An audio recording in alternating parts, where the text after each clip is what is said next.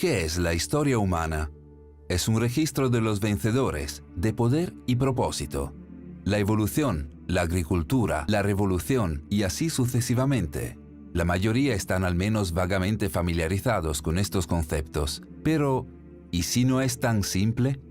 ¿Y si las historias de los antiguos, cuentos de dioses y ángeles, de gigantes y desastres, son más literales de lo que pueden parecer a primera vista? Mira más de cerca, y una historia alternativa de la raza humana puede ser revelada. Una que cambia totalmente el conocimiento convencional y la historia del poder. Esta es una historia alternativa que ha sido censurada fuera del entendimiento humano, en su mayoría olvidada o ignorada, hasta ahora.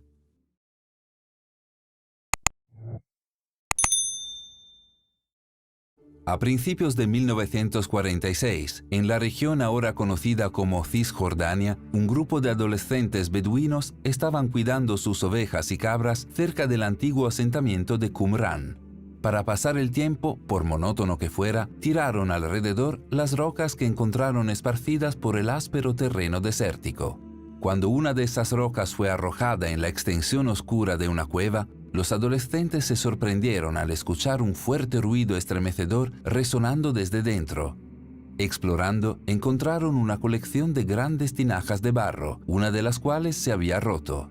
Aunque no lo sabían en ese momento, estos adolescentes habían hecho un descubrimiento histórico. Dentro de los frascos había una serie de pergaminos antiguos. En los años que siguieron a este descubrimiento, arqueólogos, historiadores y cazadores de tesoros encontrarían fragmentos de pergaminos adicionales en otras 10 cuevas de la zona. En conjunto formaron unos 800 a 900 manuscritos, colectivamente conocidos como los pergaminos del Mar Muerto. Entre estos manuscritos estaban grandes porciones de un misterioso texto religioso no canónico que había sido olvidado durante mucho tiempo. Se llamó el Libro de Enoc. En su totalidad, el Libro de Enoc se compone de 5 libros: el Libro de los Vigilantes, el Libro de Parábolas, el Libro Astronómico, las Visiones de los Sueños y las Epístolas de Enoc, que contiene unos 100 capítulos.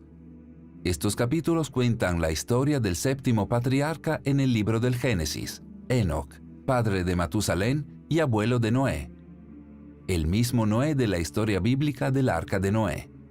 Sin embargo, esta no era la historia bíblica del Arca de Noé. De hecho, el libro de Enoc proporciona un relato de los hechos completamente diferente, conduciendo al gran diluvio de la época de Noé, la cual es una historia doctrinal completamente diferente. Cuenta una historia de los vigilantes, explicados en términos bíblicos como ángeles caídos, enviados a la tierra para vigilar a los humanos en algún momento antiguo e indefinido. Desafortunadamente, lejos de simplemente observar a los humanos, estos vigilantes se enamoraron de las mujeres humanas y en poco tiempo comenzaron a participar en actos sexuales depravados con ellas. El libro de Enoc dice que los niños nacidos a través de este mestizaje entre los vigilantes y los humanos se llamaban Nefilim. Estos Nefilim fueron, como se describe, gigantes y salvajes que pusieron en peligro y saquearon a la humanidad, o, dicho de otra manera, gigantes sobrenaturales, devoradores de hombres. Enojado por lo que habían hecho los vigilantes, los descritos como dioses los encadenaron en una prisión subterránea en lo profundo de la tierra. Enoc se convirtió en el intermediario entre los dioses y los vigilantes encarcelados. El libro describe los viajes entre el cielo y la tierra en su papel de intermediario, cómo voló con los ángeles y vio los ríos y las montañas y los mismos confines de la tierra desde arriba. Sin embargo, a pesar de la intervención de Enoc, los dioses decidieron que la atrocidad en que la tierra se había convertido debía ser castigada. Por supuesto, el castigo sería una gran inundación. Esta inundación destruiría a los Nefilim y cimentaría a los vigilantes en su prisión. Previo a ello, sin embargo, Enoc sería llevado al cielo en un carro de fuego. Curiosamente, el libro del Génesis, que habla de la gran inundación en las tradiciones abrámicas, hace referencia a los Nefilim en el capítulo 6, describiendo héroes antiguos, guerreros de renombre. Este no es el único lugar en el canon bíblico en el que aparecen los Nefilim. En Números 13, 32, 33, los israelitas visitan una tierra habitada por Nefilim, que son tan grandes que hacen a los israelitas parecer unos saltamontes. Por supuesto, muchas cosas en la Biblia se ven en los tiempos modernos como alegóricas, es decir, más como un mito filosófico que un registro histórico. Hay evidencia arqueológica de una gran inundación en el pasado de la Tierra, una, dicho sea de paso, también hablada en innumerables tradiciones religiosas y culturales en todo el mundo. ¿Seres como los gigantes Nefilim realmente existieron? Seguramente habría pruebas similares. ¿Y si las hay? En nuestro video documental de 30 minutos sobre gigantes, en el cual vinculamos la descripción y comentarios, destacamos docenas de historias de enormes esqueletos desenterrados en América del Norte, junto con muchos artículos periodísticos de finales del siglo XIX y principios del XX que sugieren que gigantes antiguos eran de hecho reales y coexistieron con los primeros humanos. Este no es un fenómeno confinado a los Estados Unidos. Del mismo modo, enormes esqueletos se han encontrado en la selva amazónica, África y otros lugares. De hecho, historias de gigantes impregnan la historia y las tradiciones humanas. El famoso explorador Marco Polo una vez escribió sobre una raza de gigantes en Zanzíbar que eran tan fuertes que pueden llevar hasta 4 hombres ordinarios. Mientras que la gente del actual Tánger, Marruecos, una vez indicó que el fundador de su ciudad era un gigante llamado Anteo. Según el mito irlandés, la llamada Calzada del Gigante frente a la costa noreste de Irlanda, unas asombrosas 40.000 columnas de roca entrelazadas, fue construida por el gigante irlandés Finn McCool para que pudiera caminar a través del mar a Escocia para luchar contra otro gigante. Además, historias de gigantes salpican leyendas nórdicas y la mitología griega antigua. Quizás si los gigantes existieron, como estos registros a través de innumerables culturas sugieren, entonces el libro de Enoc es menos alegórico de lo que podría parecer originalmente, menos mito fantástico y más arraigado en la historia real. Es interesante tener en cuenta que durante siglos, el libro de Enoc fue una parte importante tanto para las tradiciones religiosas cristianas como judías. Muchas de las sectas, si no la mayoría, aceptaron el libro como escritura. Además, algunos incluso han sugerido que el libro de Enoc fue la inspiración para el libro del Génesis, debido a sus muchos paralelismos e historias superpuestas. La pregunta es, pues, ¿qué pasó? ¿Por qué el libro de Enoc no es parte de la Biblia? Para responder a esto, debemos regresar a los primeros siglos después de la muerte de Jesucristo, lejos del rígido canon de 39 libros del Antiguo Testamento y 27 del Nuevo Testamento que conocemos hoy como la Biblia. Originalmente hubo numerosos evangelios y textos religiosos que formaban el amplio espectro de la tradición cristiana. Como la religión cristiana creció después de la muerte de Jesús, la floreciente iglesia cristiana necesitaba saber qué textos debían leerse y seguirse, qué enseñanzas debían aplicarse, qué textos se considerarían aceptables y divinamente inspirados. La iglesia necesitaba, por diversidad, crear uniformidad, necesitaban un canon oficial.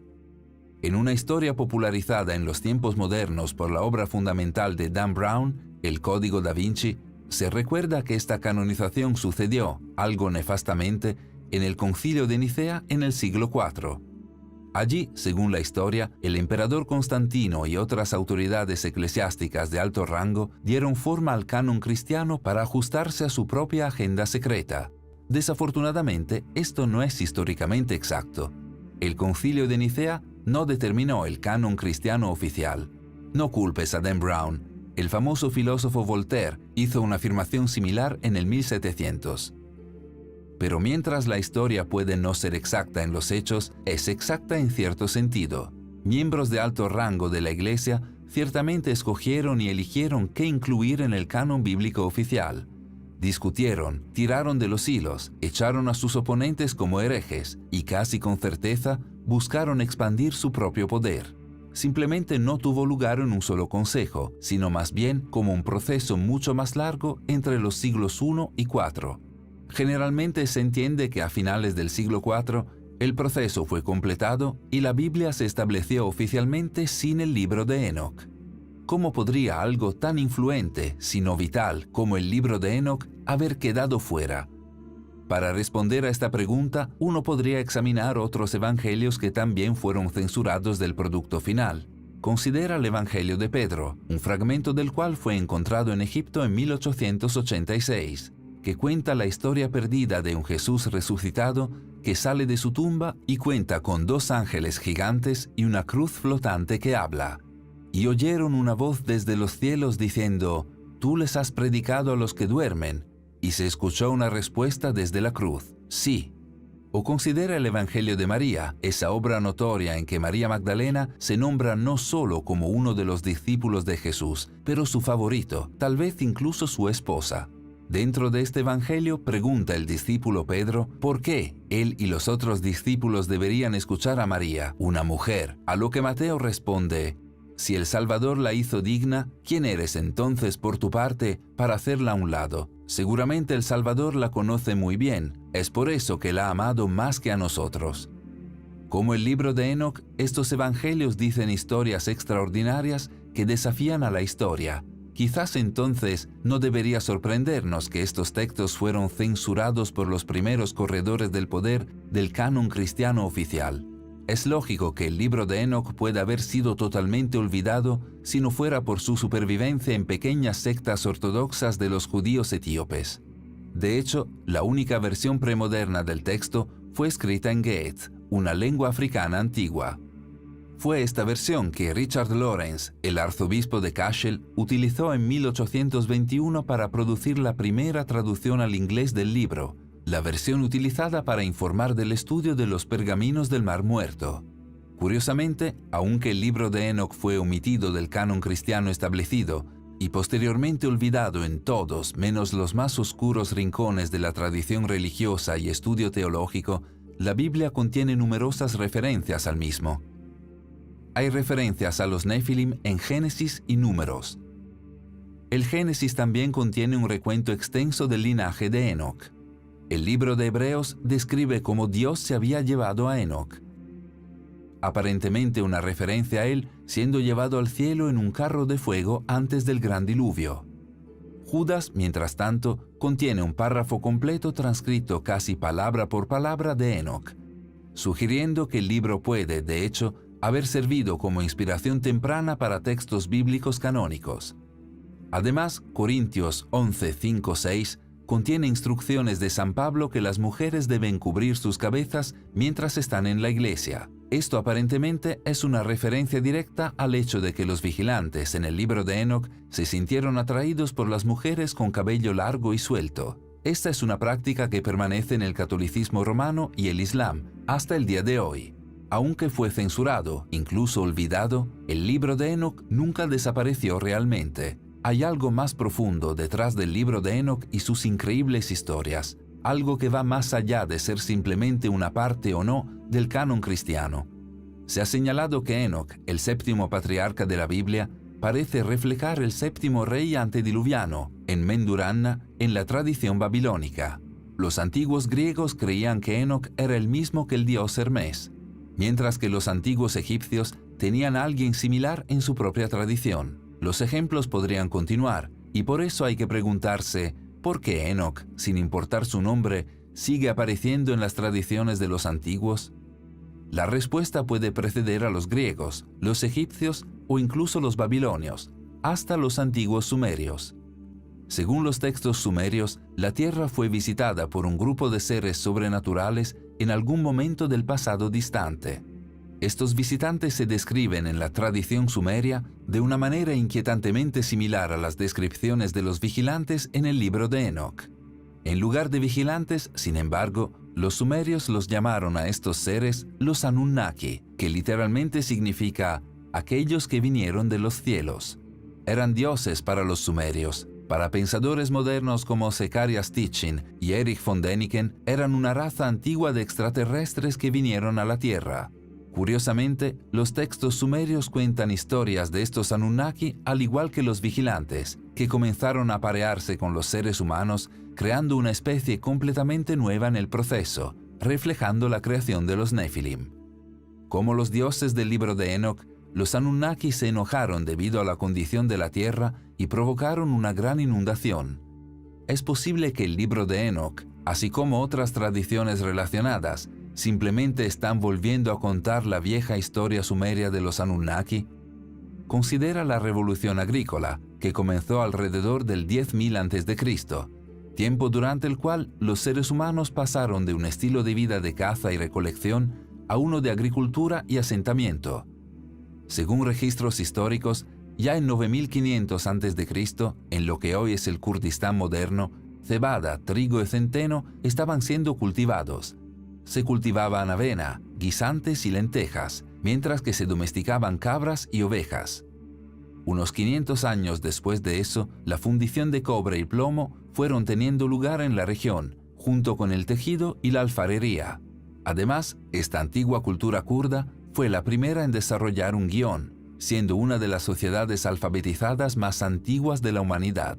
Algunos se han preguntado cómo los seres humanos podrían haber hecho este salto tan rápido. Curiosamente, el pueblo kurdo afirma ser descendiente de los hijos de Jin, los hijos de los espíritus. ¿Es esta una referencia cultural antigua a la procreación entre Anunnaki y mujeres humanas? Según los sumerios, fueron los Anunnaki quienes trajeron conocimiento avanzado y tecnología a los seres humanos, echando una mano, por así decirlo, a la progresión de la civilización humana. Muchos han sugerido que esto explica monumentos aparentemente imposibles como las pirámides de Giza o Teotihuacán, estos antiguos monumentos de extraordinaria sofisticación que es completamente inexplicable por la cultura y circunstancias sociales de registro histórico. Quizás esto también explica cómo los seres humanos pudimos hacer la transición de cazadores-recolectores nómadas a civilizaciones sofisticadas en una cantidad de tiempo históricamente insignificante. Increíblemente, el libro de Enoch describe un proceso casi idéntico que tiene lugar, con los vigilantes reflejando a los Anunnaki en proporcionar a los humanos conocimiento y tecnología avanzada. Enseñan a los humanos la metalurgia y la minería, ciencia y medicina, cómo leer y escribir, y cómo leer las estrellas. Enseñan a los humanos a usar cosméticos y hacer joyas, y revelar los secretos del arte de la guerra. El libro de Enoch 8.1.3a dice: «Y Azazel enseñó a los hombres a hacer espadas y cuchillos, y escudos, y corazas, y les dio a conocer los metales de la tierra, y el arte de trabajarlos, y pulseras, y adornos, y el uso del antimonio, y el embellecimiento de los párpados, y toda clase de piedras costosas, y todas las tinturas colorantes. Y surgió mucha impiedad, y cometieron fornicación, y fueron llevados por mal camino, y se corrompieron en todos sus caminos». ¿Estaba el libro de Enoch de esta manera reflejando y volviendo a contar la historia de los Anunnaki? Es interesante que el ejemplo más común de algo completamente inexplicable por las circunstancias culturales y sociales de registro histórico, es decir, algo que los Anunnaki seguramente debieron haber ayudado a los humanos antiguos, son las pirámides de Egipto. Según el antiguo historiador árabe Al-Makrizi, estas pirámides fueron construidas por un rey llamado Saurid, que vivió antes del gran diluvio. Por cierto, Saurid traducido al hebreo es Enoch. Considera en otra parte del libro de Enoch, en un capítulo en el que Enoch da testimonio de los secretos de los relámpagos y los secretos del trueno. Algunos han sugerido que este capítulo está destinado a iluminar los acertijos de energía y electricidad. De nuevo, esto se relaciona directamente a los Anunnaki, que muchos creen han intentado revelar secretos similares a los seres humanos a través de círculos de cultivo durante algún tiempo. En nuestro último vídeo, llamado «Los círculos de cultivo contienen planos para dispositivos de energía libre», hablamos cómo en solo las últimas décadas los círculos de cultivos han aparecido en todo el mundo, detallando ecuaciones matemáticas complejas, diagramas magnéticos y motores, enrutadores mecánicos y las líneas de campo de una carga eléctrica, el trabajo, según algunos, de los Anunnaki. De hecho, considera la descripción de Enoch de su viaje para encontrarse con los dioses, teniendo en cuenta los avistamientos de ovnis que suelen acompañar y complementar estos círculos de cultivos. «Me llevaron a una especie de palacio flotante», dijo Enoch. «Era enorme, como vidrio tallado. El piso tenía placas de vidrio. A través del suelo se podían ver las estrellas que estábamos cruzando. Con esto en mente, Uno podría preguntarse si el carro de fuego que se llevó a Enoc antes del gran diluvio no fue de hecho una nave espacial extraterrestre. Puede parecer difícil de creer que historias tan alucinantes como estas, de vigilantes y Anunnaki y gigantes Nephilim, historias que impregnaron culturas antiguas durante miles de años, puedan olvidarse a tal grado. Los sumerios borrados del panteón de civilizaciones antiguas, el libro de Enoc censurado del canon bíblico. Sin embargo, dada la forma en que estas historias reforman fundamentalmente la historia humana y redefinen lo que son los seres humanos, su exclusión quizás no sea una sorpresa. Sin embargo, tal vez estas historias no fueron de hecho totalmente borradas.